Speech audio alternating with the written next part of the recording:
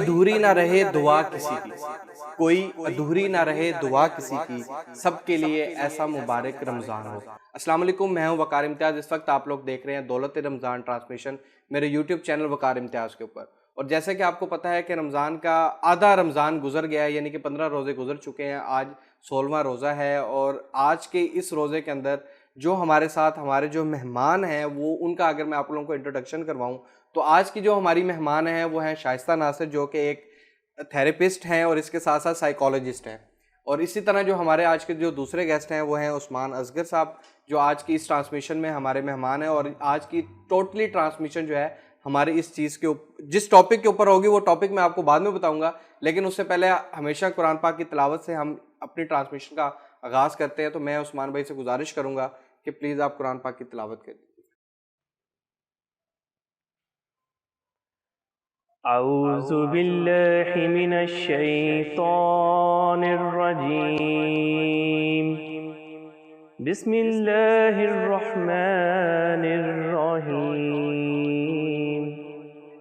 अलम नशरह लका सदरक व वदअना अन्का विज़रकल्लज़ी अनक़द ज़हरक वरफ़अना लका ज़िक्रक फ़इन्न मअल उसरि युस्रन इन्न मअल उसरि युस्रा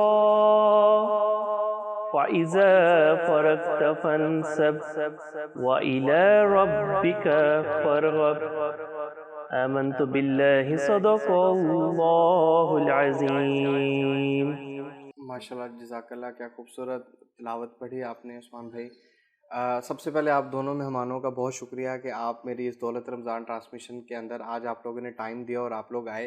तो आज जो हमारा टॉपिक है वो है डिप्रेशन। डिप्रेशन क्या है, क्यों होता है, इसकी वजूहात क्या हैं, हमें कैसे पता चलता है डिप्रेशन होता है। अब आप लोग ये सोच रहे होंगे कि ये वो ट्रांसमिशन है जहाँ रोज़ कोई ना कोई अलामा साहब आते हैं या कोई ना कोई मुफ्ती साहब आते हैं, हम सारी दीन की बात करते हैं। तो आज का जो टॉपिक है इसको भी हम दीन के हवाले से भी देखेंगे कि आखिर डिप्रेशन जो है इसको हम रमज़ान के अंदर किस तरीके से ठीक कर सकते हैं, किस तरह से जो है ना हम इस चीज़ को ओवरकम कर सकते हैं। तो इसको हम रमज़ान के अंदर भी सारा समझेंगे। तो इसीलिए आज की जो हमारी गेस्ट हैं वो शाइस्ता नासिर हैं, जो कि एक साइकोलॉजिस्ट हैं और उसके साथ थेरेपिस्ट हैं, साथ कंसल्टेंट भी हैं। और ये माशाल्लाह से 5 साल से काम कर रही हैं इसी फील्ड के अंदर। तो आज हम आपसे यही जानना चाहेंगे और आज ऑडियंस भी जो हमारे साथ अटैच है, जो इस वक्त हमें देख रही है, वो यही जानना चाहती है कि डिप्रेशन आजकल हम बहुत कॉमन हो गया है। जिसके मुंह पे देखें, जिससे कोई पूछें यार परेशान क्यों, वो कहता है मैं डिप्रेशन का शिकार हो गया हूँ। तो आप हमें बताइए असल में डिप्रेशन क्या है। सबसे पहले तो वकार बहुत बहुत शुक्रिया आपका, आपने इनवाइट किया और उसके बाद इतना सीरियस टॉपिक और इतना बड़ा टॉपिक अपने शो में डिस्कस किया ताकि लोगों में इसकी जो है ना वो अवेयरनेस आए। अच्छा, सबसे पहला जो आपका क्वेश्चन है वो ये है कि डिप्रेशन क्या है। ठीक है, तो बेसिकली डिप्रेशन एक ऐसी कंडीशन को कहते हैं जिसमें इंसान बहुत ज़्यादा डिप्रेस्ड हो जाता है, सैडनेस का शिकार हो जाता है, ना उम्मीदी उसके अंदर बहुत ज़्यादा होती है, होप की कमी हो जाती है, उम्मीद की कमी हो जाती है। और इसके बाद उसकी लाइफ की जो डेली एक्टिविटीज़ हैं, डेली रूटीन जो उसकी चल रही हैं, उसका इंटरेस्ट बहुत कम हो जाता है। फॉर एग्जांपल अगर किसी पढ़ने वाले बच्चे को डिप्रेशन हुआ है तो उसका अपनी जो एजुकेशनल एक्टिविटीज़ है उसमें इंटरेस्ट कम हो जाएगा। ठीक है, इसी तरीके से अगर डिप्रेशन किसी फीमेल को हुआ है तो फीमेल जिस रोल में भी है, वो वाइफ है, वो मदर है, वो सिस्टर है, वो एक स्टूडेंट है या फिर एक जॉब करने वाली है, तो डेफिनेटली उसका जो रोल होगा उस रोल में उसकी जो एक्टिविटीज़ होंगी उसमें उसका इंटरेस्ट कम हो जाएगा। इंटरेस्ट लेना, उसका फोकस जो है ना वो नहीं होगा, इंटरेस्ट नहीं होगा, काम करने को दिल नहीं करेगा और कोई होप लाइफ में जो है ना वो नज़र नहीं आएगी और बस एक ही पॉइंट पे, एक ही बात पे उसका माइंड जो है ना वो स्टक रहेगा। तो बेसिकली डिप्रेशन जो है ये होता उन लोगों को है जो पास्ट को लेके होते हैं। इसको हम पास्ट की बीमारी भी कह सकते हैं, जिसमें हम अपने हमारे गुजरे हुए लाइफ में कोई ना कोई चीज़ ऐसी हुई होती है जिसने बहुत ज़्यादा इंसान को इफ़ेक्ट जो है ना वो किया होता है। एक अनप्लेजेंट एहसास इंसान के अंदर आता है, इंसान चाह नहीं रहा होता कि मेरे साथ जो है ना वो ये चीज़ हो, जिसकी वजह से वो डिप्रेशन का दबाव का शिकार होता है। ठीक है, और इसी के साथ एक चीज़ आती है एंग्जाइटी। ये भी आजकल आज की जो अगर हम देखें तो लोगों के अंदर बहुत कॉमन हो गया ये वर्ड के एंजाइटी, डिप्रेशन, और बस कुछ ना कुछ लोग ज़हनी मरीज जो है ना वो बने हुए हैं। तो ये एंजाइटी क्या है? ये भी डिप्रेशन की कोई टर्म है या इससे कुछ अलग कोई चीज़ है? जिस तरह से मैंने बताया कि जो डिप्रेशन है वो बेसिकली पास्ट की बीमारी है, ठीक है। उसी तरीके से जो एंजाइटी है इसको हम फ्यूचर की बीमारी कह सकते हैं। ठीक ठीक है। है। अच्छा, फ्यूचर की बीमारी किस तरीके से है? इस तरीके से है कि इसमें इंसान को अपने आने वाले टाइम का पहले से ही खौफ होता है कि हाय मेरे टाइम आने वाला वक्त कैसा गुजरेगा, मेरी ये चीज़ होगी या नहीं होगी। इंसान सम टाइम खुद को कंपेयर कर रहा होता है कि फ़लाँ का ये हो गया, वो हो गया, मेरा होगा या नहीं होगा। तो इस हवाले से कि इंसान अपने फ्यूचर को लेके बहुत ज़्यादा एंशियस हो जाता है, खौफ का शिकार हो जाता है, और इस खौफ की शिद्दत इतनी हैवी होती है कि उसकी पूरी जो डेली रूटीन है, जो उसकी लाइफ है, वो सारी की सारी इस चीज़ से इफ़ेक्ट हो रही होती है कि उसका फोकस किसी और चीज़ पे होता ही नहीं है सिवाय इस खौफ के कि आने वाले टाइम में मेरा क्या होगा। इसको हम अगर सिंपल वर्ड्स में करें तो ओवर थिंकिंग, यानी कि एक चीज़ हमने ज़्यादा ओवर थिंक करना शुरू कर दी कि कल को अगर ये हो गया मेरे साथ तो क्या होगा, इवन कि वो नहीं भी होता। ठीक है। अक्सर ये अगर मैं अपनी बात करूं तो मैं बाजू का तो ओवर थिंक कर रहा होता हूँ कि इन्हीं चीज़ों के ऊपर कि अगर मैंने मुझसे ये चीज़ होगी तो इसका ये इफेक्ट होगा मेरे ऊपर, ये चीज़ तो जाहिर है कि उसकी वजह से इंसान टेंशन में भी रहता है। और ये कहना शायद गलत नहीं है कि डिप्रेशन और एंजाइटी दोनों इकट्ठी साथ ही आएंगी, क्योंकि जो इंसान डिप्रेशन में है वो जिसका दिल नहीं लग रहा वो आगे के बारे में भी सोच के परेशान जो है ना वो हो रहा होगा। तो जिस तरह उस्मान भाई हमारे साथ मौजूद हैं हमारे इस ट्रांसमिशन में, तो उस्मान भाई सबसे पहले तो बहुत शुक्रिया आप इस ट्रांसमिशन में आए। तो आप इस हवाले से क्या कहना चाहेंगे? आप भी तो जाहिर है सोसाइटी के अंदर ये सारी चीज़ें देख रहे हैं, तो आप इस चीज़ को किस तरह देखते हैं? बहुत शुक्रिया बहुत शुक्रिया वकार इम्तियाज़ साहब, आपने हमें मदऊ किया, बुलाया। एंग्ज़ाइटी को मैं अगर सोसाइटी के पर्सपेक्टिव के लिहाज से देखूं तो एंग्ज़ाइटी एक वो बीमारी है जो कि नहीं है लेकिन करवा दी जाती है। नॉर्मली इस तरह में मिसाल के तौर पर हम माशरे में जहाँ हम दोस्तों के अहबाब में रह रहे हैं, घर के अफराद के साथ हम रह रहे हैं, तो ये सबसे अव्वलीन तरजीह उन्हीं की बनती है कि वो हर बंदे को एक कंफर्ट ज़ोन प्रोवाइड किया जाए। जब किसी को कंफर्ट ज़ोन प्रोवाइड नहीं किया जाता है और उसको तरह तरह के ख्यालात उसके दिमाग में, एहसासात में डाल दिए जाते हैं तो एहसास कमतरी का शिकार कर दिया जाता है। देखिए, एंग्ज़ाइटी और डिप्रेशन को स्टार्टअप ही ये एहसास कमतरी से होता है, कॉन्फिडेंट लेवल ही नहीं होता उनका। तो जब कॉन्फिडेंट लेवल बूस्ट होगा, आहिस्ता आहिस्ता प्लस चीज़ें होंगी तो इंशाल्लाह ताला एंग्ज़ाइटी और डिप्रेशन ये चीज़ें ओवरकम हो जाएंगी। ये तो आपने काफ़ी अच्छी बात की है, तो इसके ऊपर हम आगे भी बात करते रहेंगे। ज़ाहिर है शाइस्ता भी हमारे साथ हैं, तो ज़रा एक खूबसूरत सी नात जो है ना वो अगर आप हमें सुना दें, क्योंकि आपकी आवाज़ भी बहुत खूबसूरत है और क्या खूबसूरत आप नात पढ़ते हैं, तो एक ज़रा हमें नात भी सुना दीजिएगा।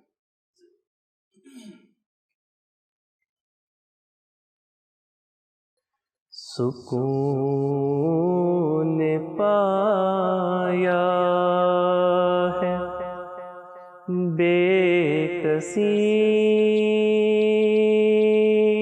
में, सुकून पाया है बेकसी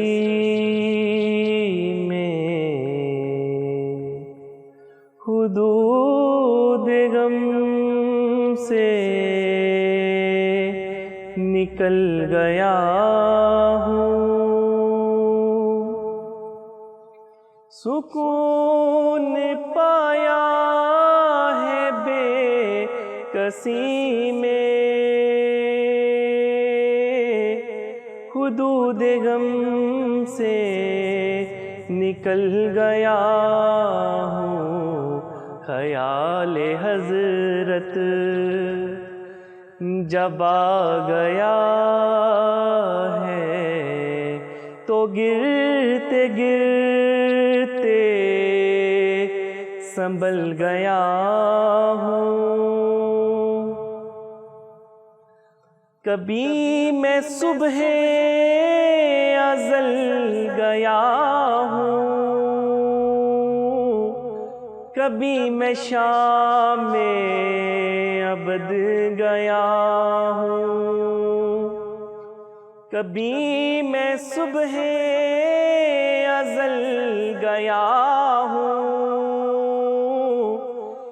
कभी मैं शाम में अबद गया हूँ, तलाशे जाना में कितनी मंजिल खुदा ही जाने निकल गया हूँ।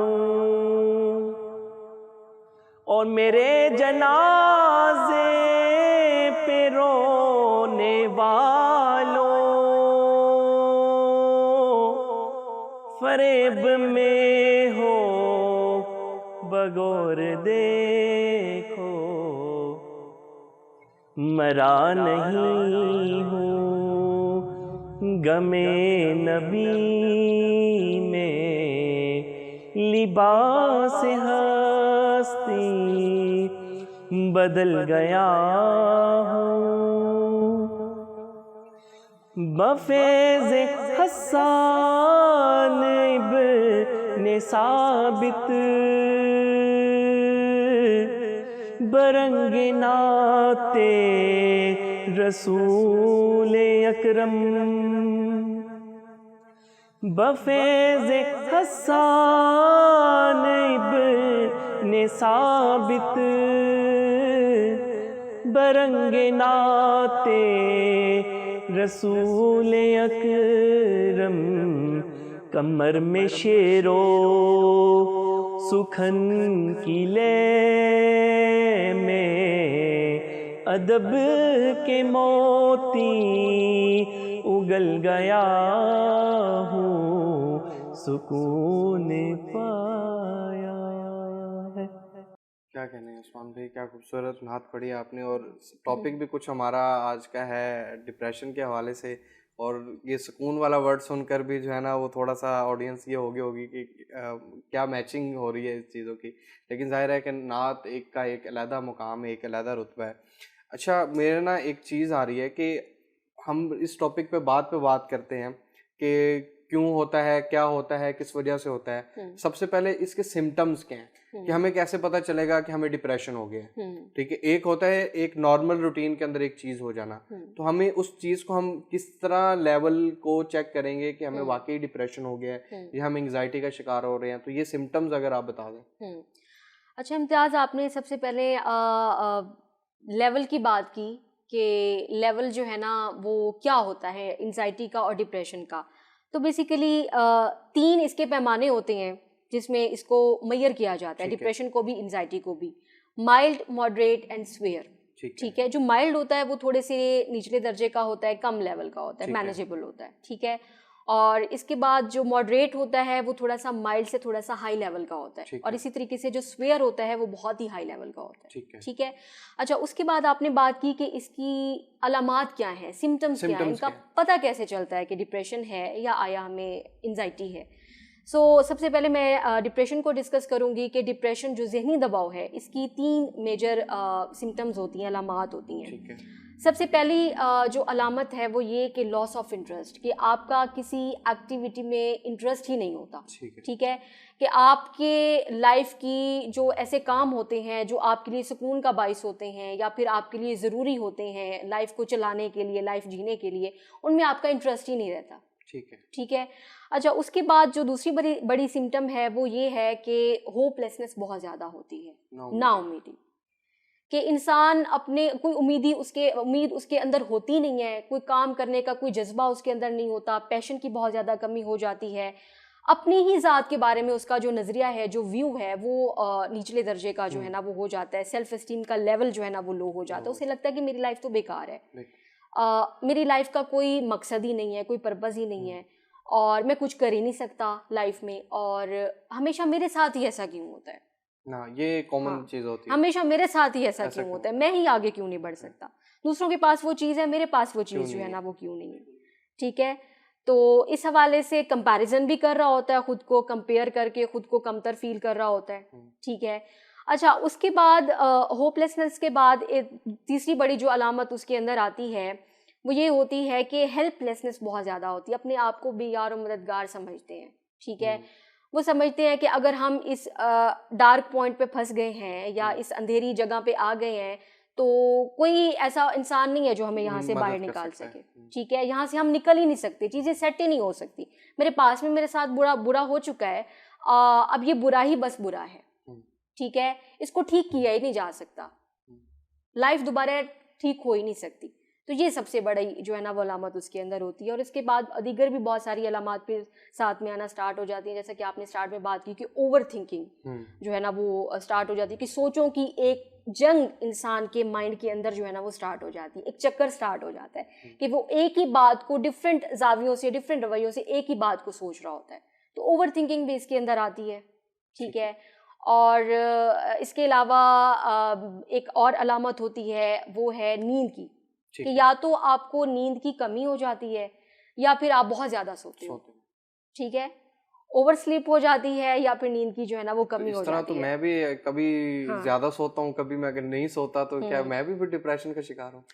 ये भी एक सवाल आ सकता है ना। हाँ, ये होता है कि अगर आपको नींद की जो आपकी डिस्टर्बेंस है, आपका जो नींद का पैटर्न है, अगर वो तकरीबन लगातार 3 हफ्तों से ही डिस्टर्ब है, चल रहा है, ऐसे चल रहा है कि आपको उसी ही वे में या उसी ही तरह से नींद जो है ना वो या तो ज़्यादा आ रही है या तो कम आ रही है, फिर आपके लिए एक अलार्मिंग साइन होता है कि आपको कंसल्टेंट के पास जाना चाहिए, उससे जाके डिस्कस करना चाहिए कि मेरी नींद जो है ना वो डिस्टर्ब हो गई है, ठीक है। फिर इसको देखा जाता है कि आया वो एंजाइटी की वजह से है, कोई मेडिकेशन का इफ़ेक्ट है या फिर कुछ और जो है ना वो चल रहा है, ठीक है। और उसके बाद एक और अलामत भी होती है, वो है इंसान का वज़न या तो कम होना स्टार्ट हो जाता है या तो बढ़ना स्टार्ट हो जाता है, ठीक है। इंडिविजुअल टू इंडिविजुअल वेरी करती हैं ये सिम्टम्स, ठीक है। कुछ लोग डिप्रेशन की कंडीशन में वेट ज़्यादा गेन करना स्टार्ट कर देते हैं और कुछ लोगों का कम होना स्टार्ट हो जाता है। अच्छा, ये तो हमारे पास कुछ सिम्टम्स हो गए, इसमें और भी कुछ ऐसे छोटे छोटे सिम्टम्स हैं जो आम हमारी लाइफ से कुछ जुड़े होते हैं, जो हम जिसको बहुत जल्दी हम निगलेक्ट कर देते हैं कि नहीं ये ऐसा नहीं है, कुछ ऐसे सिम्टम्स भी हैं इसके अंदर? बहुत सारे सिम्टम्स हैं, इवन कि अगर देखा जाए तो पूरी दुनिया में जो बीमारियों का सबसे बड़ा रीज़न है वो भी डिप्रेशन है। अच्छा। हर बीमारी के अंदर आपको डिप्रेशन जो है ना वो नज़र आएगा, ठीक है। अगर मेरे माइंड में वो आ रहा है, अफलातून का एक कॉल है, वो कहता है कि जब कोई मरीज़ जाता है किसी तबीब के पास अपने मर्ज़ को लेके, तो वो जो तबीब है वो जस्ट उसके जिस्म पे फोकस करता है, हालांकि उस बीमारी की जो जड़ें उसकी रूह के अंदर हैं, उसके जहन के अंदर है, उसको निगलेक्ट किया जाता है, नज़रअंदाज किया जाता है, उसको बेस से ठीक जो है ना वो नहीं किया जाता। इसीलिए डिप्रेशन जो है ये तकरीबन जितनी भी डिसीज़ होती हैं, बीमारियां होती हैं, जितने भी इश्यूज होते हैं, उनमें एक एलिमेंट डिप्रेशन का लाजमी होता है। हाँ, ये वाकई इसी तरह से है। अगर डॉक्टर कह दे कि आपने नहीं बचना तो इंसान वैसे ही जो है ना वो डिप्रेशन क्या वो वैसे ही मर जाता है वहीं पे। और अगर डॉक्टर जिस तरह कहते थे कोई मसला ही नहीं है, आप ठीक हैं, बिल्कुल कुछ नहीं है, अगर बेशक कोई बीमारी ज्यादा भी हो तो इंसान की उम्मीद बढ़ जाती है वहाँ पे, वो डिप्रेस नहीं होता, उस तरह से नहीं होता। अच्छा, ये सब कुछ हमें सिम्टम्स हमने जान लिए, हमें सिम्टम्स का पता चल गया। मुझे तो 2-3 सिम्टम्स सुन के लग रहा है कि शायद मैं भी कहीं ना कहीं थोड़ा बहुत हूँ, लेकिन अल्हम्दुलिल्लाह ऐसा नहीं है। लेकिन ये किस वजूहात से होता है? क्योंकि हमारी सोसाइटी के अंदर वजह जानना बहुत जरूरी है, क्योंकि अगर जो भी ऑडियंस ये देख रही होगी ना, उनमें मैं श्योर हूँ 80% लोग अपने आप को इस टाइम कह रहे होंगे कि हम डिप्रेशन का शिकार हैं ये सिम्टम्स सुनने के बाद। लेकिन इसके पीछे वजह क्या है? जो पेरेंट्स देख रहे हैं, पेरेंट्स का रोल होता है, नहीं होता? एजुकेशन इस चीज को अफेक्ट करती है, नहीं करती है? हमारा कहीं पे जॉब करना इस चीज को अफेक्ट करता, नहीं करता? हमारे दोस्त इस चीज के ऊपर अफेक्ट होते हैं, नहीं होते? तो किस वजह, क्या ऐसी बेसिस हैं जिनके ऊपर हम डिप्रेशन या एंजाइटी का शिकार हो जाते हैं? अच्छा, जब हम बात करते हैं कि डिप्रेशन के या एंजाइटी के कॉजेज़ क्या हैं, कौन कौन सी वजूहात होती हैं इसके पीछे, तो सबसे पहली जो वजह है और सबसे मेजर जो वजह है वो जेनेटिक इफेक्ट होता है, ठीक है। फॉर एग्जांपल, अगर मदर जो है ना वो डिप्रेस्ड रहती है, ठीक है, या फिर मदर जो है वो एंजाइटी का शिकार है कि उसे ही नहीं पता कि मैंने अपने खौफ को कैसे डील करना है, अपने खौफ को कैसे मैनेज करना है, या अगर मुझे ना उम्मीदी हो रही है या मेरे साथ कोई ऐसा वाकया हो गया जो मैं नहीं चाह रही कि मेरे साथ हो, उसको मैनेजमेंट इसकी नहीं पता, तो ये सेम यही इफेक्ट फिर बच्चे में भी आता है। एक डिप्रेस्ड माँ हमेशा एक डिप्रेस्ड बच्चे को ही ग्रूम जो है ना वो करती है, ठीक है। तो एक तो जेनेटिक फैक्टर होता है कि या तो फैमिली में है या फिर मदर एंड फादर में से किसी एक को है, ये चीज़ जो है ना वो इम्पेक्ट कर रही होती है। और उसके बाद प्रीनेटल जो पीरियड होता है, ठीक है, बच्चे का वो पीरियड जो अपनी माँ के पेट के अंदर गुजारता है वो भी जो है ना वो इफेक्ट करता है कि जब बच्चा पैदा होने वाला है तो माँ को किस टाइप का इन्वायरमेंट प्रोवाइड किया जा रहा है। अच्छा। क्योंकि ये वो हसास पीरियड होता है जिसमें डायरेक्ट माँ के साथ जो चीज़ें हो रही होती हैं, जो वो सोच रही होती है, जो वो फील कर रही होती है, इवन के जो वो खा रही होती है, उसका डायरेक्ट इम्पैक्ट उसके बच्चे पे जा रहा है।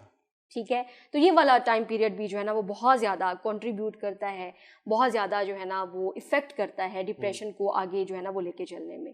अच्छा, उसके बाद फिर जो पेरेंट्स होते हैं, जो फैमिली इन्वायरमेंट होता है, वो सबसे बड़ा एक मेजर कंट्रीब्यूटर होता है डिप्रेशन को लेके चलने में कि फैमिली जो है ना वो किस तरह की है, बच्चे को किस तरह का इन्वायरमेंट प्रोवाइड किया जा रहा है, माँ बाप जो है वो बच्चे को किस तरीके से डील करते हैं और बच्चे के सामने माँ बाप एक दूसरे के साथ कैसा बिहेव करते हैं। ठीक है, तो ये बहुत ज़्यादा जो है ना वो कंट्रीब्यूट करता है डिप्रेशन को डेवलप करने में या डिप्रेशन जो है ना वो होने में। उसके बाद फिर हमारी सोसाइटी आ जाती है, हमारी स्कूलिंग आ जाती है कि हमारी सोसाइटी किस टाइप की है, हमारे नॉर्म्स किस टाइप के हैं और बच्चा बाहर जाके क्या सीख रहा है। क्या सोसाइटी ऐसी है कि जिसमें कंपैरिजन किया जाता है कि हाँ जी इसके पास ये है तुम्हारे पास नहीं है, उसके पास ये है वो ऐसा है वो ऐसा है, कंपेयर कर रही है या आपको किस तरीके से जो है ना वो लेके चल रही है। तो सोसाइटी भी एक बहुत बड़ा जो है ना वो कंट्रीब्यूटर होता है, कंट्रीब्यूट करती है डिप्रेशन को लेके चलने में। इसमें आपने एक बात की है इन्वायरमेंट, अगर हम इसको थोड़ा डिटेल से अगर आप इस पे बात करें तो शायद ज़्यादा समझ आ जाए कि इन्वायरमेंट, कई लोग कहते हैं हमारे घर का इन्वायरमेंट हमारी तरफ से बहुत अच्छा है, बच्चों का ख्याल रखा जाता है और ये सारी चीज़ें होती हैं, तो वो कौन सा ऐसा इन्वायरमेंट होता है जिसके अंदर बच्चा डिप्रेशन में चला जाता है। इवन कि एक घर के अंदर सब कुछ अच्छा है, डिप्रेशन कह रहा हूँ, खाने पीने को अच्छा है, सारी चीज़ें हो रही हैं, तो फिर भी अगर वो बच्चा डिप्रेशन में जा रहा है तो उसके इन्वायरमेंट के अंदर और एक नॉर्मल जो है इन्वायरमेंट में क्या ऐसा फ़र्क होता है? कोई ऐसी खास बात तो होगी जिस वजह से वो बच्चा जो है डिप्रेशन में चला जाता है, या बड़ा बंदा भी डिप्रेशन में चला जाता है। ऐसा नहीं है कि सिर्फ बच्चा ही डिप्रेशन में जाए, बड़े भी जाते हैं। वैसे जाते तो बड़े ही थे, लेकिन आजकल जो है वो जरा हम बड़ों को देखते देखते छोटे बच्चे भी जो है ना डिप्रेशन का शिकार होते जा रहे हैं। तो इसको जरा इन्वायरमेंट को आप थोड़ा सा एक्सप्लेन कर दें कि क्या ऐसा इन्वायरमेंट होता है जिसकी वजह से डिप्रेशन आ जाता है। जब अगर आपने बड़ा मेन पॉइंट जो है ना वो पकड़ा है कि इन्वायरमेंट किस तरह से इफेक्ट जो है ना वो करता है। सो वो जिस तरीके से कहा जाता है ना कि हर चीज़ जो है ना वो एक म्याना रवि होनी चाहिए, एक इत्दाल होना चाहिए और एक बैलेंस जो है ना वो होना चाहिए। तो उसी तरीके से अगर पेरेंट्स बच्चे की केयर कर रहे हैं, ठीक है, और इन केस अगर वो बहुत ज़्यादा केयर कर रहे हैं तो भी बच्चा जो है ना वो अंडर प्रेशर आ जाता है। ठीक है। इसी तरीके से अगर वो बच्चे को जितनी उसकी नीड है उसको केयर नहीं दे रहे, ठीक है, कम जो है ना वो फोकस करते हैं, उसको टाइम जो है ना वो नहीं देते, तो ये भी चीज़ उसके अंदर जो है ना वो आ जाती है। इसी तरीके से कुछ चीज़ें ऐसी होती हैं जिनका बच्चे के सामने बोलने में और बच्चे के सामने करने में एक जो है ना वो डिफरेंस होता है। फॉर एग्जांपल, अगर पेरेंट्स जो है ना वो माँ बाप अपने बच्चों को कह रहे हैं कि आपने सच बोलना है, ठीक है, सच बोलना है, और बार बार कहते रहते हैं सच बोलना है सच बोलना है सच बोलना है, और खुद बच्चे को सच बोल के नहीं दिखा रहे, ठीक है, तो बच्चा वो नहीं करेगा जो वो सुन रहा है, बच्चा वो करेगा जो वो देख रहा है। ठीक है, लर्निंग उसका जो है ना वो बिहेवियर होता है। वैसे भी वो शेक्सपियर ने कहा है कि childrens are seen not heard, कि बच्चे जो है ना वो सुनते नहीं है, वो देखते हैं। ठीक है, आप जो काम बच्चे से करवाना चाह रहे हो वो उसके सामने करना स्टार्ट कर दो, बच्चे ऑटोमेटिकली वही काम करना स्टार्ट कर देंगे। ठीक है, तो ये एक बहुत बड़ा जो है ना वो डिफरेंस आ जाता है कि डबल मीनिंग कम्युनिकेशन पेरेंट्स की तरफ से की जा रही है। तो बच्चे उसको, माँ बाप उसको कह रहे होते हैं कि अच्छे बनो, झूठ मत बोलो या फिर ऐसे करो, लेकिन खुद करके वो दिखा नहीं रहे होते, खुद लड़ रहे होते हैं, अग्रेसिव हो रहे होते हैं। ठीक है, एंगर इमोशंस में जो है ना वो इजहार कर रहे होते हैं, बातचीत कर रहे होते हैं, दूसरों को डील कर रहे होते हैं। तो बच्चा बेसिकली, बच्चा जो होता है ना उसकी वो जो सुनता नहीं है वो देखता भी है और बड़ी बारीकी से चीज़ों को नोट करता है। तो वो वही चीज़ें उसके अंदर आती हैं जो उसकी चीज़ें उसके सामने हो रही होती हैं। ठीक है, तो ये डिपेंड करता है कि माँ बाप बच्चे को किस टाइप का एनवायरनमेंट प्रोवाइड कर रहे हैं। आया वो चीज़ें करके भी दिखा रहे हैं, जस्ट वो अपने बच्चों को बोल रहे हैं कि ऐसा जो है ना वो करो। ठीक है, तो ये एक बहुत बड़ा डिफरेंस आ जाता है। अच्छा, ये तो आपने अच्छा एक्सप्लेन कर दिया, ताकि जो है ना सुनने वाले हैं उनको भी पता चल जाए कि आया कि क्या चीज़ें जो है ना वो डिफरेंशिएट रखती हैं इसके अंदर। ये तो हम कर रहे थे बच्चों की बात। अगर हम यहीं पे बड़ों की बात करें, क्योंकि बड़ा शख्स मैच्योर होता है, वो चाहे जॉब करने वाला है या वो 20 से प्लस हो या 35, 45, अक्सर हम उन लोगों को भी देखते हैं वो भी डिप्रेशन का शिकार होते हैं। उनके इन्वायरमेंट के अंदर क्या चीज़ ऐसी होती है, या वो किस चीज़ को लेके डिप्रेशन का शिकार हो जाते हैं? सबसे पहला आजकल जो मोस्ट कॉमन है वो ये कि कंपैरिजन कर रहे होते हैं बाहर जाके। फॉर एग्जांपल वो अगर अपनी ही एज ग्रुप के बाकी लोगों को देखते हैं, पेयर ग्रुप एक बहुत बड़ा इन्फ्लुएंस जो है ना वो होता है डिप्रेशन होने में भी, और जितनी भी मेंटल इलनेसेस हैं, ठीक है। तो ये होता है कि वो अपने आप को कंपेयर कर रहे होते हैं सोसाइटी में। मेरा फलां दोस्त है, उसके पास ये चीज़ आ गई, वो चीज़ आ गई, वो ऐसे लाइफ जो है ना वो स्पेंड कर रहा है, मेरी लाइफ ऐसी नहीं है। उसके पास ऐसी जॉब है, मेरे पास जो है ना वो ऐसी जॉब नहीं है, ठीक है। तो वो फैमिली से तो वो निकल जाते हैं, सोसाइटी में आते हैं। सोसाइटी में आने के बाद सबसे पहली चीज़ जो इम्पेक्ट कर रही होती है वो उसका पेयर ग्रुप ही होता है, उसके फ्रेंड्स का जो ग्रुप होता है, ठीक है। अब फ्रेंड्स का ग्रुप वो होता है कि जिसमें डिफरेंट फैमिली से, डिफरेंट बैकग्राउंड से लोग जो है ना वो आते हैं, ठीक है। जाहिर सी बात है कुछ बच्चे ऐसे होते हैं या कुछ अडल्ट ऐसे होते हैं जिनके पास सारी फैसिलिटीज़ होती हैं, सारी सहूलियात होती हैं लाइफ की, और कुछ ऐसे होते हैं जिनके पास नहीं होती। तो फिर वो कंपेयर कर रहे होते हैं कि हाँ जी मैं इतना पीछे हूँ, वो इतना आगे है, वो ये कर रहा है, उसकी लाइफ में ये चल रहा है, उसके पास ये चीज़ है, मेरे पास नहीं है, मेरे पास भी होनी चाहिए। मीन्स के फिर वो उसके माइंड में ये जो कंपैरिजन वाला एक समझ ले कि एक पैटर्न है, और इतना स्ट्रांग बनता है कि फिर वो उसका फोकस बाकी चीज़ों से हट जाता है। उसे अपनी लाइफ की बाकी चीज़ें नज़र नहीं आ रही होती जो वो कर सकता है।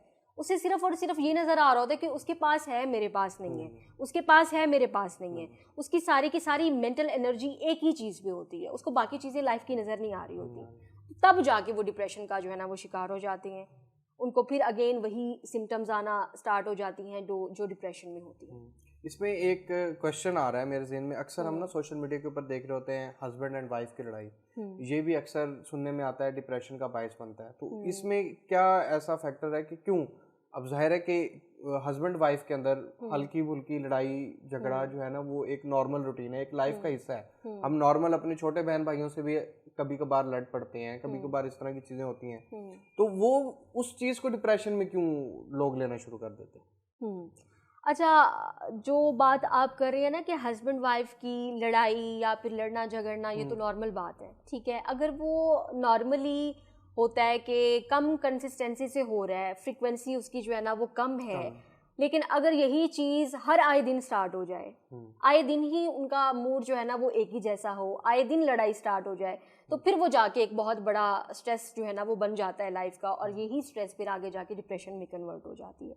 अगर सिर्फ यही वे ऑफ लिविंग जो है ना वो हो, वे ऑफ बिहेविंग के ऐसे ही बिहेव कर रहे हैं और ऐसे ही जो है ना वो बात करते हैं, हर टाइम इनका जो है ना वो मूड ऐसे ही होता है, जाहिर सी बात है मूड को भी बरकरार रखने में या वो मूड बनने में भी बहुत सारे फैक्टर्स जो है ना वो होते हैं, कंट्रीब्यूट कर रहे होते हैं कि हस्बैंड क्या करता है, वाइफ क्या करती है, फैमिली किस तरह की है, उनकी एक्टिविटीज़ जो है ना वो क्या किस तरह की है। फॉर एग्जांपल अगर एक हाउस वाइफ है और उसने रहना ही सारा दिन जो है ना वो घर होता है, उसकी कोई एक्टिविटी है ही नहीं, तो जाहिर सी बात है वो ज़्यादा डिप्रेशन का शिकार होगी एज़ कम्पेयर टू ऐसी हाउस वाइफ जो बाहर जाती है, काम करती है, या जिसकी एक्टिविटीज़, सोशल एक्टिविटीज़ थोड़ी सी ज़्यादा है, ठीक है। तो ये चीज़ जो है ना वो कर रही होती है। अच्छा, इसमें एक चीज़ जो है ना वो मेरे माइंड में अभी आ रही थी कि अब जिस तरह हस्बैंड वाइफ हैं, जिस तरह हम अपनी आम जुबान के अंदर या लोगों उसको अक्सर सुनते हैं कि उसकी वाइफ ज़्यादा गुस्से वाली है या वो बंदा जो है वो ज़्यादा गुस्से वाला है। अब इसमें घर में जो लड़ाइयाँ झगड़े हो रहे हैं, अब वो डिप्रेशन आ गया, अब दोनों इंसान अफेक्ट होंगे या एक अफेक्ट होगा? पूरी फैमिली इफेक्ट होती है। अच्छा, ठीक है। इसमें जस्ट सिर्फ वही इफेक्ट नहीं हो रहा होता जिसको डिप्रेशन होता है, उसकी वजह से उसके इर्द गिर्द जो रहने वाले लोग हैं वो भी सारे के सारे इस चीज़ से इफेक्ट हो रहे होते हैं, ठीक है। जस्ट उसकी ही सोचें बीमार नहीं होती, बल्कि उसकी इन बीमार सोचों की वजह से उसकी पूरी फैमिली इफेक्ट हो रही होती है। पूरा एक फैमिली जो सर्कल है, जो सबके साथ चलने से चलता है, जब एक इंसान उससे हटता है, ठीक है, जब उसकी समझ लें कि सोचें बीमार होती हैं, तो वो पूरी फैमिली के एनवायरनमेंट को इफेक्ट कर रही होती है। पूरी फैमिली किसी ना किसी लिहाज से इस चीज़ से इफेक्ट हो रही होती है। फॉर एग्जाम्पल डिप्रेशन फैमिली के ऐसे मेंबर को हुआ है जो कमाता है, जो बाहर जाता है, ठीक है, जिसका काम करना बहुत ज़रूरी है, तो जाहिर सी बात है फिर जस्ट उसी की लाइफ इफेक्ट नहीं होती, बल्कि पूरी फैमिली ही इस चीज़ से इफेक्ट हो रही होती है। इन एडिशन टू डैट के जो अगर मियाँ बीवी आपस में झगड़ रहे हैं, तो वहीं से मेन रूट कॉज जो है ना स्टार्ट हो जाती है बच्चों के ऊपर डिप्रेशन कन्वर्ट होने की। आपने कहा ना, जिसने आजकल छोटी उम्र के बच्चों को डिप्रेशन क्यों है, बेसिकली घर का इन्वायरमेंट ही इस तरह से क्रिएट हो जाता है कि वो बच्चे जो हमारे हैं वो डिप्रेशन का शिकार हो जाते हैं। आपने हेल्पलेस की बात की, तो बिल्कुल सही बात की है। बच्चे जो है एहसास कमतरी का शिकार हो जाते हैं, बड़ी बड़ी चीज़ों को देखते हैं और वो अपने अंदर नहीं झांकते हैं कि अल्लाह तबारक व तआला ने उनके अंदर भी एक एबिलिटी रखी है। अल्लाह तबारक व तआला ने हर किसी इंसान के अंदर एक काबिलियत रखी है जो कि उसको चाहिए कि वो जाने, जो राज हैं वो अपने आप पोशीदा करे। हर किसी के अंदर एक क्वालिटी है, तो उस चीज़ को आगे लेकर आना चाहिए। इसमें पेरेंट्स सबसे बेहतर रोल अदा कर सकते हैं, उसके दोस्त रोल अदा कर सकते हैं, और स्पेशली जो उनके जो उस्ताद कराम हैं, टीचर्स जो हैं जो कि उनको पढ़ाते हैं, वो बहुत इसमें रोल अदा कर सकते हैं उस बच्चे को उसी की क्वालिटी तक पहुंचाने में। अच्छा, इसमें ना अभी आपने जिस तरह बात कर रहे थे पेरेंट रोल की, अब फॉर एग्जांपल एक घर का माहौल बहुत अच्छा है और जिसके अंदर बच्चा को सब कुछ समझाया भी जाता है, वो देखने को भी उसको अच्छा सीखने को भी मिल रहा होता है, सब कुछ हो रहा होता है, वहाँ तो अगर पेरेंट रोल का इफेक्ट नहीं होता डिप्रेशन के ऊपर। लेकिन जो सोसाइटी के अंदर बच्चे हो रहे हैं, अगर ये सवाल या इस तरह करें कि हम किस तरह बच सकते हैं, इस बच्चे को किस तरह बचा सकते हैं, अगर हम इस चीज़ को ले लें कि हमने डिप्रेशन से कैसे बचना है। अगर एक बच्चा है, उसके घर का माहौल अच्छा है, उसके पेरेंट्स उसकी अच्छी केयर करते हैं, ज़्यादा ओवर केयर नहीं है, ठीक, ओवर केयरिंग नहीं है, या उसकी हर चीज़ का चेक एंड बैलेंस रखा जाता है, अब उसको घर से डिप्रेशन नहीं हो रहा। लेकिन अगर सेम वही चीज़ वो बच्चे को बाहर से मिल रही है, तो वो उस चीज़ को कैसे ओवरकम करेगा? क्योंकि घर का तो माहौल बिल्कुल ठीक हो गया, घर में कोई ऐसा माहौल डिस्टर्ब नहीं है, लेकिन बच्चा बाहर से कुछ सीख के आ रहा है, तो वो उसको कैसे ओवरकम करेंगे पेरेंट्स? क्योंकि पेरेंट्स का रोल तो है ना बच्चे के अंदर, और सबसे ज़्यादा रोल पेरेंट्स का ही आएगा, तो वो पेरेंट्स उसको कैसे ओवरकम करेंगे?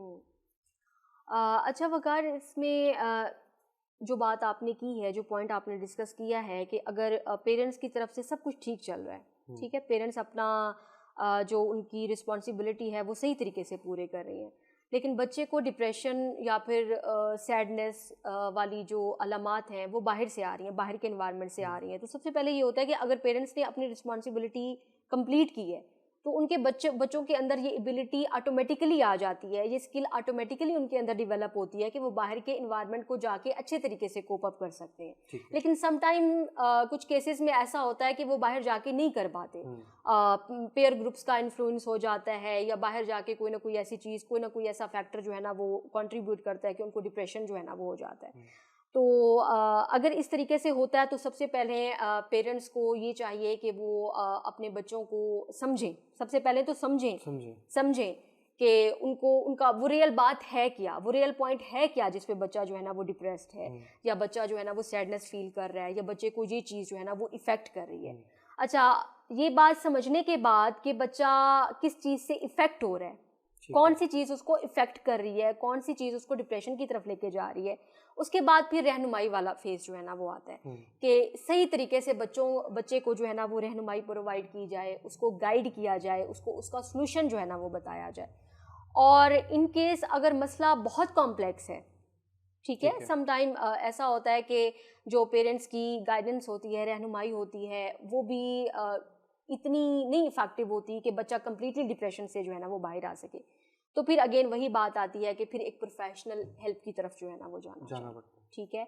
फिर अपने बच्चे को जिस तरीके से बच्चों को बुखार होता है या कोई फिजिकल इलनेस होती है, कोई जिस्मानी बीमारी होती है और हम डॉक्टर के पास भागते हैं, तो उसी तरीके से अगर बच्चे को डिप्रेशन हो गया है, वो सैडनेस का शिकार है, वो किसी तरह की एक्टिविटी में इंटरेस्ट नहीं ले रहा, बच्चा कहीं बाहर नहीं निकल रहा, उसका मूड का जो है ना वो बहुत बड़ा इशू जो है ना वो चल रहा है, तो डेफिनेटली जाके एक प्रोफेशनल साइकोलॉजिस्ट से कंसल्ट करना चाहिए और इस इशू को डिस्कस करना चाहिए, एड्रेस करना चाहिए। मैं एक चीज़ ऐड करना चाहूँगा कि साइकोलॉजिस्ट ही कहते हैं कि जब बच्चा 7 साल की उम्र तक होता है तो आप उसके यानी वो उसको बादशाह बना के रखें, यानी उसको असर आँखों पे बिठा के रखें। लेकिन जब वो 7 साल की उम्र से 13 या 14 साल की उम्र तक जाता है तो उसके उस्ताद बन जाएं, यानी सख्त हो जाएं।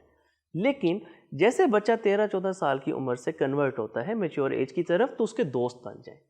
जिस तरह इन्होंने बात की ना कि स्टूडेंट्स जो हैं या पेरेंट्स, बच्चे एहसास कमतरी का शिकार तब होते हैं जब वो घर आके शेयर नहीं करते हैं। अगर बेटी की दोस्ती माँ से होगी तो वो बेटी अपनी पूरी डेली रूटीन घर आकर अपनी माँ से शेयर करेगी। जब वो शेयर करेगी, उसके अंदर क्या पता डिप्रेशन की बातें भी शेयर करें, तो माँ बाप को वहाँ से ट्रिक कर जाएगा कि जी मेरा बच्चा अगर ये बात कर रहा है तो वो उसको पॉजिटिवली गाइड कर सकते हैं, वहाँ से डिप्रेशन ओवरकम हो सकता है शेयरिंग करने से। सेम लाइक जो कि हमारे पाकिस्तान के अंदर तो बहुत ही कम है कि बेटे की दोस्ती हमेशा बाप से होती नहीं है। ये पूरा रेसिप्रोकल है कि बेटी की दोस्ती बाप से होती है और बेटे की दोस्ती जो है वो माँ से हो रही होती है। तो ऐसा इन्वायरमेंट क्रिएट करें कि बच्चे घर आकर माँ और बाप दोनों को अपना दोस्त बनाकर चीज़ें शेयर करें। जब चीज़ें शेयर करेंगे तो डिप्रेशन का स्ट्रेस ओवरकम स्टार्ट हो जाएगा, वो बहुत सी चीज़ें सेटल डाउन हो सकती हैं। हाँ, ये तो वाकई इसी तरह से ही है। अगर यही छोटे छोटे स्टेप्स अगर हम करना शुरू कर दें तो शायद चीज़ें ओवरकम हो जाए। अच्छा, एक क्वेश्चन ये है कि जो बच्चा गुस्सा ज़्यादा करता है, बात बात पे उसको गुस्सा आता है, वो भी डिप्रेशन का शिकार होता है, या उसको वो या मेंटली कोई चीज़ उसको अफेक्ट कर रही होती है, या वो डिप्रेशन के शिकार होने की वजह से जो है ना बात बात पे उसको गुस्सा आ जाना होता है, या जिस तरह घर में गुस्सा करता है या कहीं बाहर जाके बात बात पे गुस्सा होता है, तो वो भी डिप्रेशन का कोई वो टर्म है, ये डिप्रेशन की वजह से होता है? अच्छा वकार, जो एंगर है इसको हम ये कह सकते हैं कि ये तकरीबन, अगर डिप्रेशन है, एंजाइटी है, तो ये एक कंट्रीब्यूटर के तौर पे काम जो है ना वो करता है। अगर उसके अंदर गुस्से को कंट्रोल करने की एबिलिटी नहीं है, एंगर मैनेजमेंट नहीं सिखाई गई माँ बाप की तरफ से बच्चे को, और अपने एंगर को कंट्रोल करना नहीं सिखाया गया, तो डेफिनेटली ऐसे बच्चे फिर अगर बाहर जाते हैं, गुस्सा ज़्यादा आ गया, गुस्सा ज़्यादा आ रहा है, गुस्सा कंट्रोल नहीं हो रहा, सिचुएशंस पे गुस्सा आ जाता है, नहीं उस चीज़ को जो है ना वो मैनेज कर पा रहा, तो ऐसे बच्चे एडिक्शन की तरफ भी ज़्यादा जाते हैं। ठीक है, एडिक्शन की तरफ चले जाते हैं।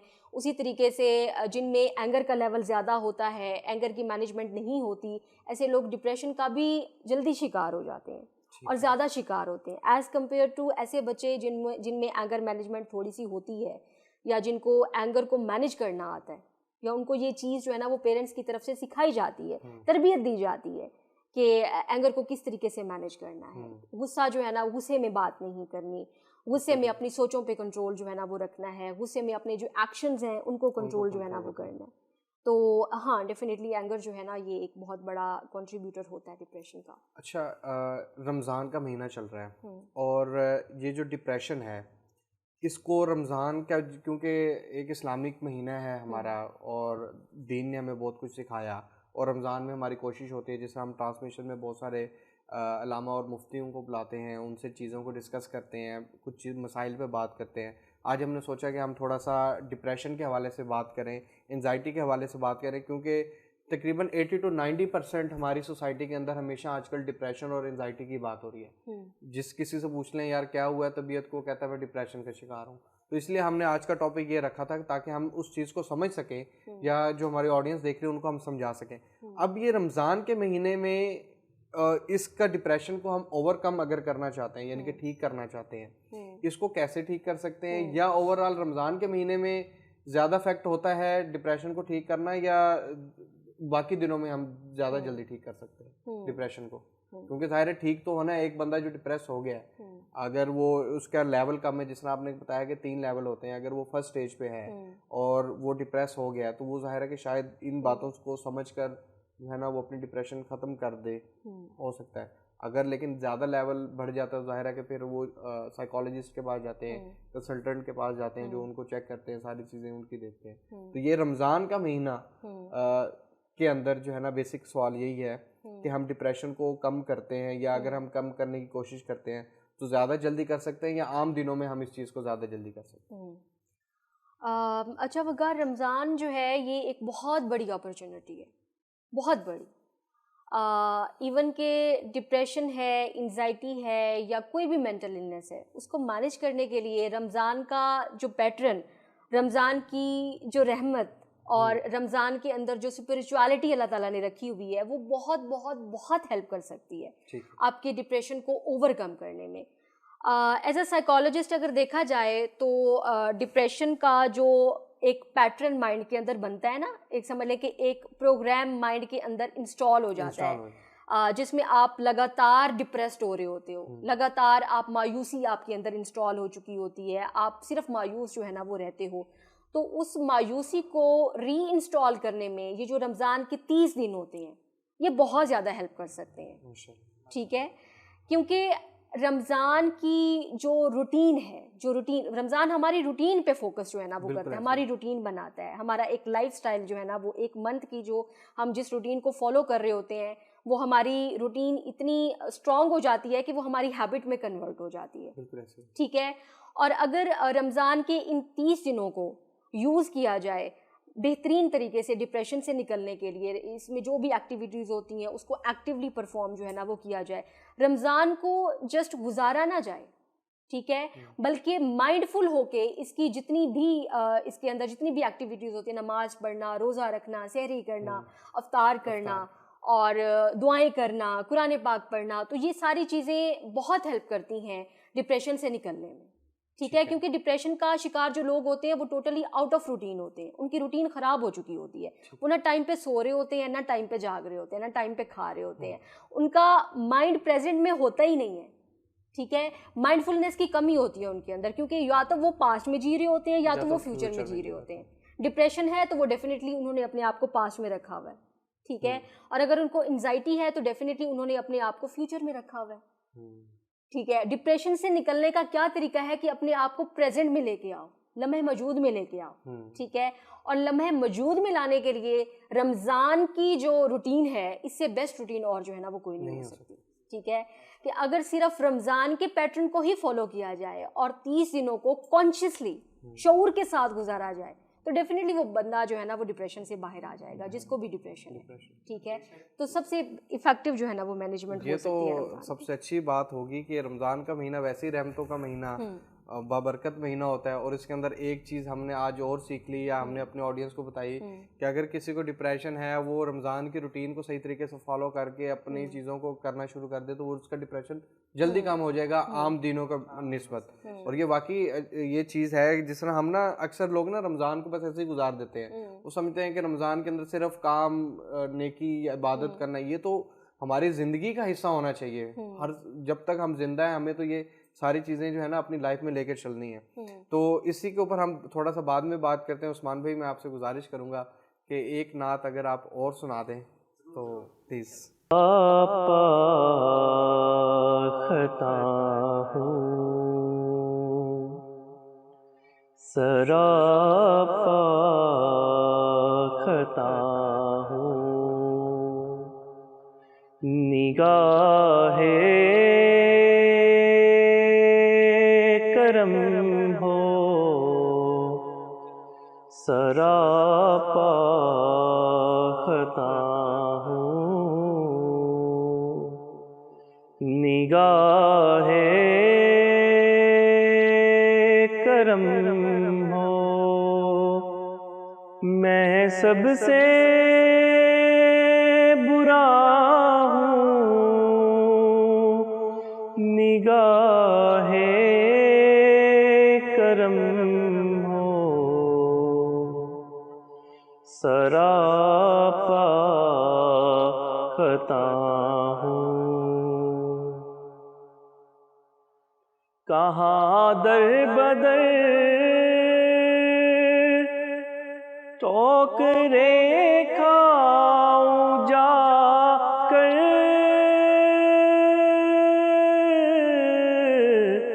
कहाँ दर बदर ठोकरे खाऊं जाकर,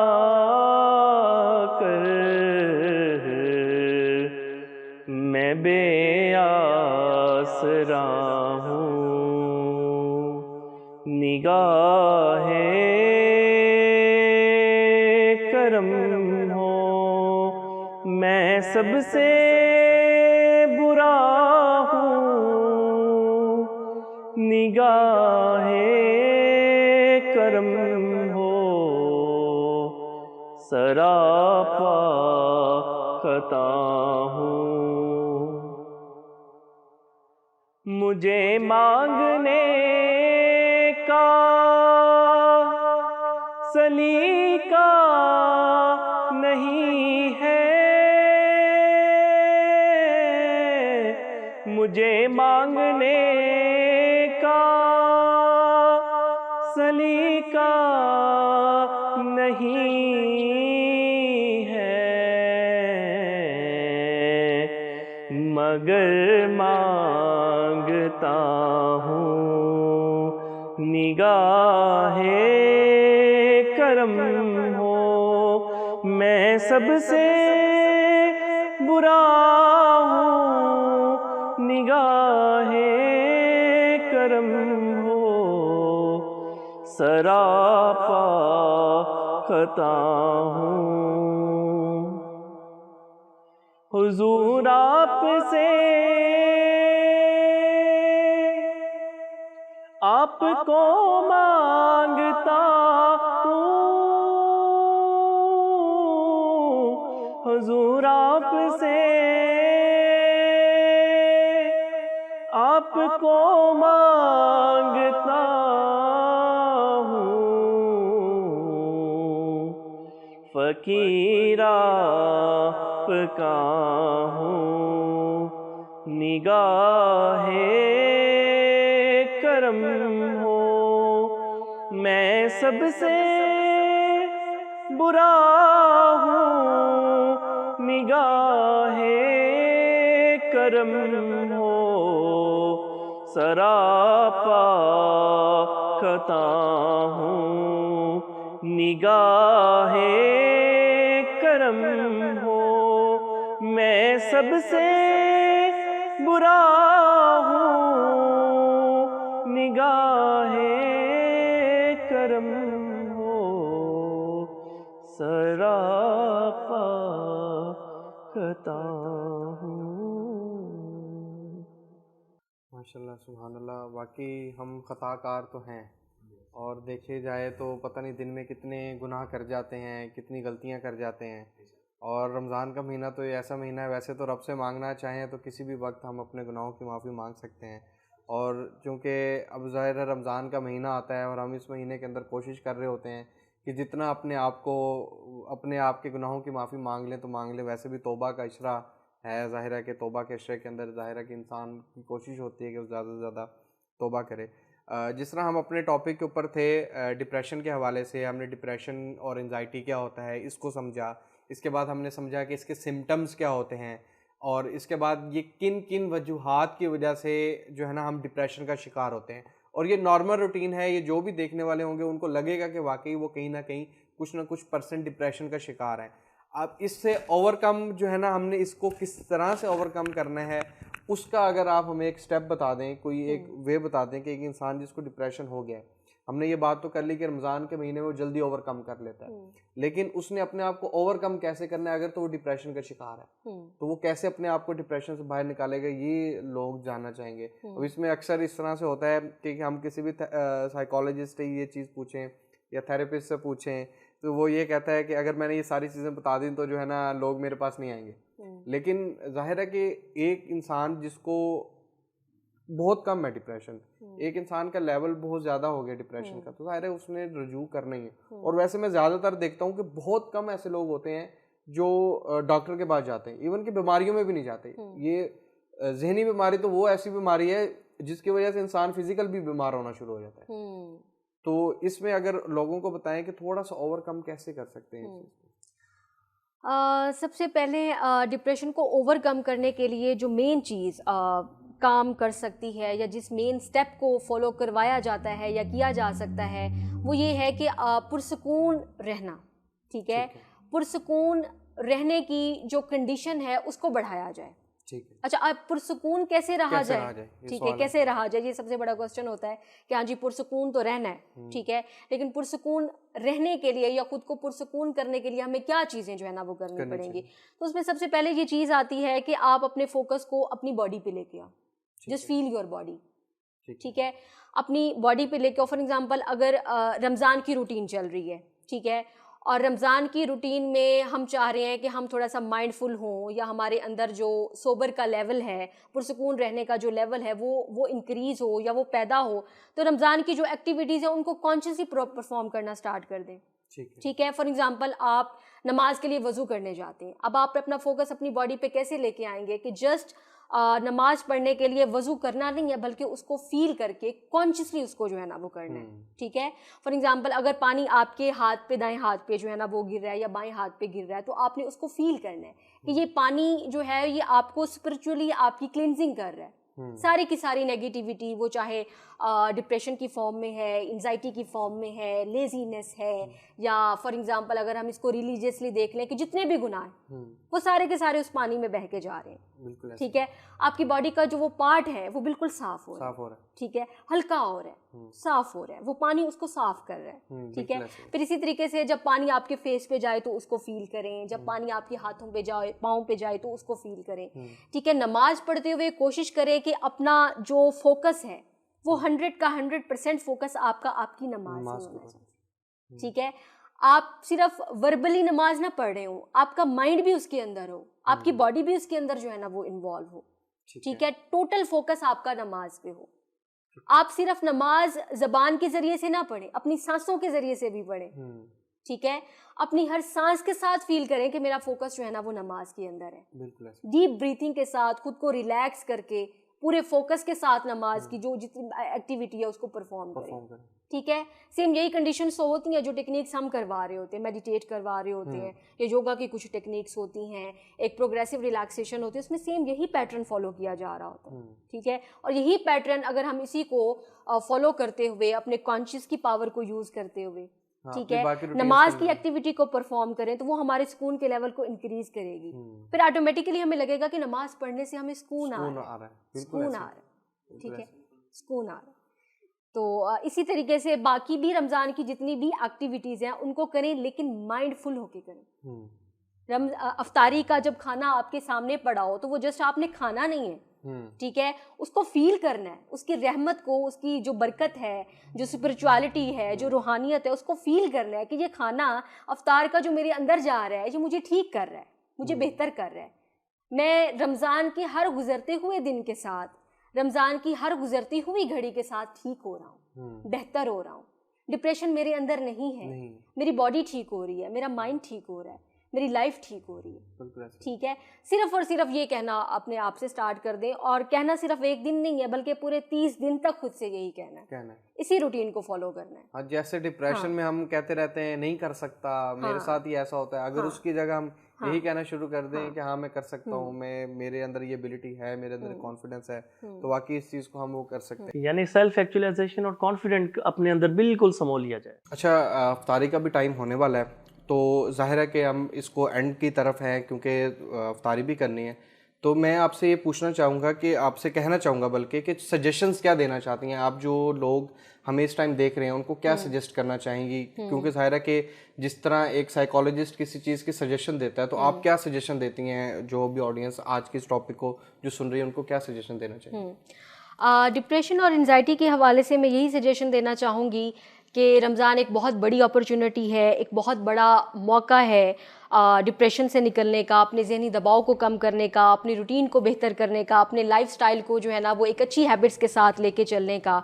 और सबसे बड़ी बात कि रमज़ान की जो रहमत है, रमज़ान के अंदर जो रूहानियत है, और इसके अंदर जितनी भी एक्टिविटीज़ होती हैं, रोज़ा रखना, रोज़ा खोलना, नमाज़ पढ़ना, कुरान पाक पढ़ना, तो ये सारी की सारी चीज़ें जो है ना वो बहुत ज़्यादा हेल्प आउट कर सकती हैं हमारे इस जो डिप्रेशन का जो पैटर्न हमारे माइंड के अंदर बिल्ड हो चुका है उसको तोड़ने में, और उसकी जगह पे एक न्यू और एक हेल्दी पैटर्न को री इंस्टॉल करने में, एक न्यू और एक अच्छी हैबिट जो है ना वो बनाने में। तो जितना हो सके अपने आप को पुरसुकून रखें रमज़ान में, अपने आप को माइंडफुली रमज़ान के अंदर ही रखें, रमज़ान पे ही फोकस करें, रमज़ान की ही एक्टिविटीज़ को अपनी तवज्जो का जो है ना वो मरकज़ बनाए, एज़ कम्पेयर टू ये सोचने के कि एक मंथ पहले मेरे साथ क्या हुआ, या रमज़ान के बाद मेरे साथ क्या होगा, या कल मेरे साथ जो है ना वो क्या होगा। क्योंकि हमने जस्ट फिज़िकली अपने आप को प्रेजेंट में नहीं रखना होता, बल्कि मेंटली भी अपने आप को जो है ना वो प्रेजेंट में रखना होता है, और ये बहुत ज़रूरी चीज़ है। आपके फोकस को रमज़ान की जो एक्टिविटीज़ हैं, रमज़ान की जो रहमत है, रमज़ान के अंदर जो भी एक्टिविटीज़ परफॉर्म की जा रही होती है, वो आपकी फ़ोकस को बेहतर करने में अहम किरदार अदा कर सकती हैं। आपके पुरसुकूनियत का जो एक लेवल होता है बॉडी के अंदर, माइंड के अंदर, उसको हाई कर सकती हैं। ठीक है, जब कॉन्शियसली इस चीज़ को देखा जाए कि हाँ जी रमज़ान है और मैं रोज़े रख रहा हूँ और मैं रमज़ान की रूटीन को फॉलो जो है ना वो कर रहा हूँ, ठीक है, तो उससे स्वाब भी मिल जाएगा और हमारे जो सोचने का थिंकिंग जो है वो भी चेंज होना शुरू हो जाएगी। आपने काफ़ी अच्छी बात की, तो मैं अभी उस्मान भाई से गुजारिश करूंगा कि प्लीज़ जो है ना आप वो दुआ करवा दें, तो उसके बाद फिर हम अपनी ऑडियंस से जो है ना इजाज़त लेंगे। औज़ुबिल्लाहिमिनश्शैतानिर्रजीम बिस्मिल्लाहिर्रहमानिर्रहीम अल्लाहुम्मा सल्लि अला मुहम्मदिन व अला आलि मुहम्मदिन कमा सल्लैता अला इब्राहीम व अला आलि इब्राहीम इन्नका हमीदुम मजीद अल्लाहुम्मा बारिक अला मुहम्मदिन व अला आलि मुहम्मदिन कमा बारकता अला इब्राहीम व अला आलि इब्राहीम इन्नका हमीदुम मजीद। ए अल्लाह पाक हम सब के रोज़े मंसूर फरमा। ए अल्लाह पाक हमें किसी भी किस्म की डिप्रेशन एंग्जाइटी से दूर फरमा और हमारे पूरे पाकिस्तानी नौजवान नस्ल और ख़ास तौर पर बच्चों को इस बीमारी से, इस परेशानी से दूर फरमा। आमीन सुम्मा आमीन रब्बुल आलमीन। आप दोनों मेहमानों का बहुत शुक्रिया कि आपने मुझे इस मेरी दौलत रमज़ान ट्रांसमिशन में जो है ना आप लोग आए और आप लोगों ने अपना टाइम दिया। ज़ाहिर है कि आपके लिए भी टाइम निकालना मुश्किल होता है क्योंकि आपकी डेली रूटीन है, आपके पेशेंट्स आ रहे होते हैं। तो ज़ाहिर है कि आज का ये दिन हमने रखा भी इसीलिए था। और सिर्फ रमज़ान में ज़ाहिर है कि हम दीन की बात कुछ ज़्यादा करते हैं, लेकिन कुछ चीज़ें जो दीन के साथ भी जुड़ी हैं, कुछ इंसान की जो है ना दुनियावी ज़िंदगी के साथ भी जुड़ी हैं। अगर वो दोनों, मेरी कोशिश यही थी कि उन दोनों को ज़रा सा साथ लेकर चलूं ताकि लोगों को बता सकूं कि हम सिर्फ ये नहीं है कि सिर्फ दीन को ही हमने पढ़ना है, लेकिन उसके साथ साथ कुछ चीज़ें ऐसी हैं जो हमें दीन से भी दूर कर सकती हैं। ज़ाहिर है डिप्रेशन है तो हम उस टाइम दीन की तरफ नहीं जाते हैं। अक्सर देखा जाता है जो लोग डिप्रेस होते हैं वो नशे में लग जाते हैं। आपके पास अक्सर ऐसे केस आते होंगे। तो ज़ाहिर है कि अगर हम वही चीज़ दीन के अंदर ले आएँ, उस चीज़ को पॉजिटिव अगर ले लें तो हमारे लिए वो ज़्यादा यानी कि जो बेहतर होगा। तो आप लोग जो भी ये देख रहे हैं तो ये टोटली डिप्रेशन के हवाले से, ये तो वो बातें थी जो एक नॉर्मल इंसान के सामने की जा सकती हैं। एक नॉर्मल इंसान जो उन चीज़ों को जो है ना वो समझ सकता है। तो आप लोगों से गुजारिश यही है कि अगर आप लोगों को फील होता है कि आप लोग डिप्रेशन का शिकार हैं, आपके अंदर कुछ ना कुछ सिम्टम्स हैं, तो कोशिश करें कि आप फ़ौरन किसी ना किसी कंसल्टेंट के पास जाएं, उससे पूछें, उसको अपनी चीज़ें बताएं कि आपके साथ क्या कुछ हो रहा है, ताकि आप जो है ना मेंटली तौर पे अगर फिट हो गए तो आप बाकी सारी चीज़ों के अंदर अपने लाइफ के सारे हिस्से में फिट हो जाएंगे। तो इसी के साथ हमें दे इजाज़त। अल्लाह हाफिज़।